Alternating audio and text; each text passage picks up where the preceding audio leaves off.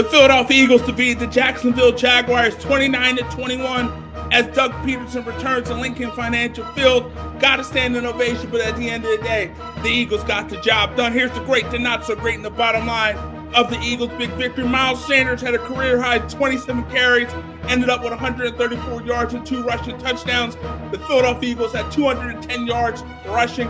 You look at that, that's very impressive when you consider the Jaguars was ranked number 1 against the run coming into this game. Hassan Reddick had 2 sacks, 2 forced fumbles, 2 fumble recoveries. He was all over the field. He was big time. He did what the Eagles acquired him to do, and Reddick has had 3.5 sacks in the last 2 games. The second quarter, the Eagles scored 20 points in the quarter and had 3 scoring drives. In addition, the defense forced a turnover. Here's the Eagles' second quarter scoring this season. 24 points against the Commanders, 24 points against the Lions, 17 points against the Vikings, and 20 points today.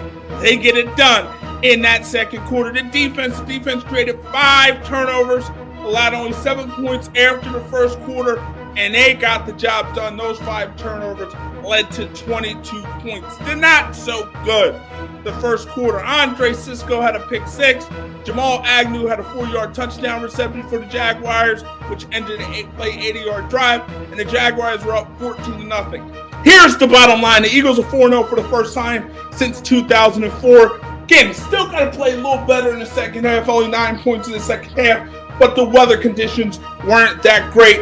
Look at this team. They overcame 2 injuries on the offensive line. Darius Slay didn't play much in this particular game, but at the end of the day, they got the job done. You overcome a 14-point deficit, you overcome the weather, you overcome the injuries, and you are 4-0. You beat a fairly decent Jaguars team. Now they got to keep the momentum moving, keep this thing moving. Next week, they go to Arizona and play the Arizona Cardinals as they're looking to go 5-0. At this point, the Eagles are the only undefeated team in football.